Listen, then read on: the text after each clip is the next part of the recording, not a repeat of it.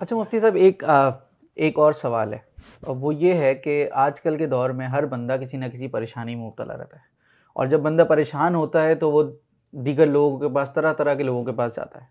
کوئی کہتا ہے بھئی تم پر یہ مسئلہ ہے اور تم گوشت لو اور سر سے وار لو اور وار کے چیل کموں کو کھلا دو۔ کوئی کہتا ہے بھئی انڈا وار لو اور اس کو جو ہے وہ چوراہے پر پھوڑ دو۔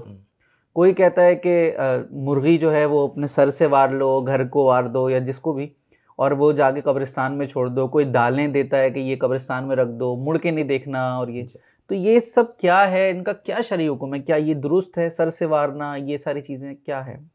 دیکھیں، قرآن و حدیث میں صدقہ دینے کے فضائل بیان ہوئے ہیں، ٹھیک ہے، اور نبی کریم علیہ افضل الصلاۃ والتسلیم نے فرمایا کہ صدقہ بلاؤں کو دفع کر دیتا ہے، بے شک، دور کر دیتا ہے، اور عمر میں برکت کا سبب بنتا ہے۔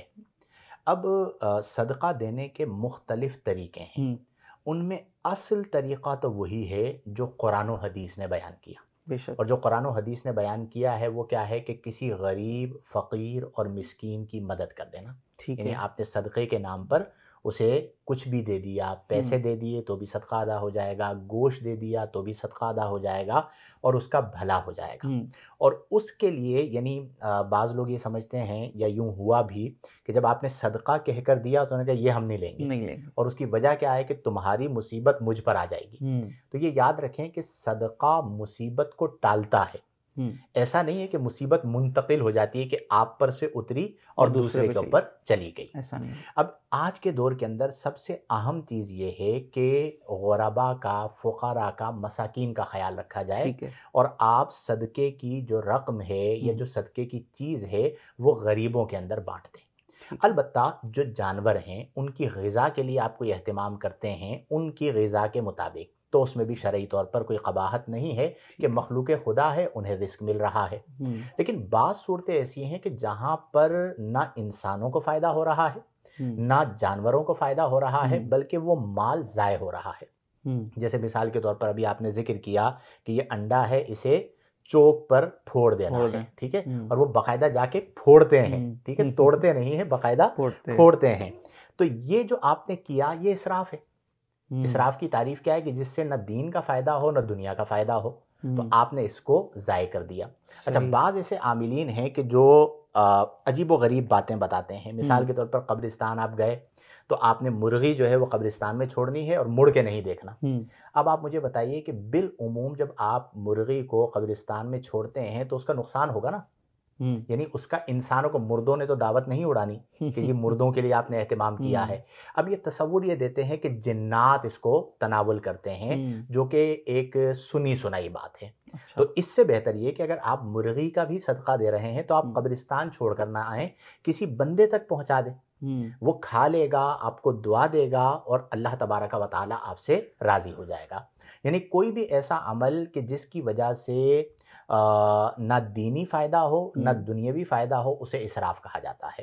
اور اس میں سب سے بہتر یہ ہے کہ جو ہمارے پیارے آقا کریم علیہ افضل الصلاۃ والتسلیم نے طریق بیان کیا ہے کہ غربا کو صدقہ دیا جائے، اس پر آپ عمل کریں، انشاءاللہ الجلیل آپ کے مصائب بھی کم ہوں گے اور اس کا ثواب بھی اللہ تعالیٰ آپ کو عطا فرمائے۔ اچھا حضرت، یہ بھی ارشاد فرمائیں کہ کیا ضروری کہ کالی مرغی یا کالا مرغہ ہی صدقہ کیا جائے؟ اچھا، دوسری چیز یہ کہ اگر کالی مرغی ہم نے صدقے کی نیت سے لی اور کسی کو دی تو اگلے کے ذہن پہ تاثر لا محالہ یہی جائے گا کہ یہ صدقے کی ہے، تو کیا ایسے دیا جائے یا اس کو ذبح کر اس کو گوشت دیا جائے؟ کیا اس میں ہے؟ یہاں پر بس میں اتنا کہوں گا کہ میری قوم بیچاری، اس کے ساتھ کیا کچھ نہیں کیا جا رہا اور کس طرح اسے گمراہ نہیں کیا جا رہا، اور قصور بھی ہمارا ہے کہ شعور کی بہت کمی ہے۔ جہاں پر ضعیف الاعتقادی ہوگی، علم کم ہوگا، شعور کم ہوگا، تو پھر اسی طرح کے ہتھ کنڈوں کے ذریعے انہیں مس گائیڈ کیا جائے گا۔ صدقہ صدقہ ہوتا ہے، چاہے سفید مرغی کا دیا جائے چاہے کالی مرغی کا دیا جائے۔ یہ بھی عاملوں کی بنائی ہوئی چیز ہے کہ کالی مرغی ہی ہونی چاہیے۔ پھر اسی طرح بکروں کے اندر بھی اب یہ چل رہا ہے، یعنی یہ آفر صرف مرغیوں کے لیے نہیں ہے، بکروں کے لیے بھی ہے کہ کالا بکرا ہونا چاہیے۔ اور پھر لوگ ڈرتے ہیں، آپ انہیں کالی مرغی دیں تو وہ نہیں لیں گے کہ یہ صدقے کی ہے، یعنی انڈرسٹوڈ ہے۔ تو یہ شرعی طور پر اس کی کوئی حیثیت نہیں ہے۔ کالی مرغی دینا، کالا بکرا دینا، یہ بنائی ہوئی باتیں ہیں۔ اصل چیز ہے صدقہ دینا، اور اس میں یہ بھی یاد رکھیں کہ دیکھیں بعض ایسے مطلب لوگوں کے ساتھ اتنا ظلم ہوتا ہے کہ وہ عملیات ہی کی وجہ سے بڑے پریشان ہوتے ہیں. اب وہ گھومتے گھماتے کسی عامل تک پہنچتے ہیں. اب وہ کیوں پہنچے عامل تک؟ کہ وہ ہمیں فیسیلیٹیٹ کرے گا، اس مشکل سے ہمیں نکالے گا. اب عامل صاحب انہیں پورا جو ہے وہ ایک بل بنا کر دے دیتے ہیں. اب ایک غریب آدمی ہے جس کے گھر پہ کھانے کے لیے نہیں ہے، اور عامل صاحب نے اسے کہا کہ سب سے پہلے تو تمہارا اتارا ہوگا، اور اتارے کے نام پر ایک بکرا آئے گا، تو آپ 30,000 روپے پہلے بکرے کے جمع کروائیں. اب وہ بیچارہ غریب آدمی 30,000 روپے کہاں سے لے کر آئے گا؟ تو اللہ کی بارگاہ میں صدقے کے لیے ضروری نہیں ہے کہ آپ بڑی اماؤنٹ دیں. یعنی آپ کی حیثیت 2 روپے دینے کی ہے تو آپ 2 روپے کا صدقہ دے سکتے ہیں. یہ 2 روپے کا صدقہ آپ کے لیے وہی کام کرے گا جو 2 کروڑ روپے کا صدقہ کسی کے لیے کر رہا ہے. چونکہ اللہ کی بارگاہ میں کثرت و قلت نہیں دیکھی جاتی، خلوص دیکھا جاتا ہے. تو لوگوں کو پریشان نہ کیا جائے، اور لوگ بھی اس بات کو سمجھیں کہ صدقے کی وجہ سے بلاؤں کو کون ٹالتا ہے؟ اللہ تبارک و تعالیٰ. یہ ہمارا عقیدہ ہے. تو اللہ جانتا ہے کہ میرے بندے کی کیپیبلٹی کیا ہے. تو آپ کی جتنی اوقات ہے آپ اس کے مطابق کریں. یہ نہیں ہونا چاہیے کہ ایک مصیبت کی وجہ سے آپ عامل کے پاس پہنچے اور اس نے آپ کو اتنا بڑا بل بنا کے دے دیا کہ آپ مزید قرض دار ہو گئے.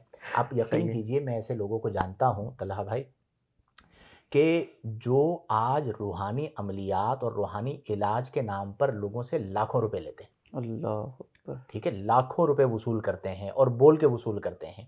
اب ٹھیک ہے کہ آپ علاج کر رہے ہیں، آپ کہتے ہیں میں اس کی اجرت لیتا ہوں. احادیث کے اندر صحابہ کرام کے عمل سے دم پر اجرت لینا ثابت ہے، لیکن اتنی اجرت؟ یعنی آپ دیکھیں کہ کوئی چیز مہنگی ہوتی ہے تو کوئی بندہ بہت زیادہ مہنگی بیچ رہا ہوتا ہے، ہم کہتے ہیں خدا کا خوف کرو یار، 10 روپے والی چیز آپ 500 روپے میں دے رہے ہیں. تو اب اس کے اندر اتنی مہنگائی کہ مطلب ہم پہلے کہتے تھے طبی علاج مہنگا ہے، ہاسپٹل سے اللہ بچائے.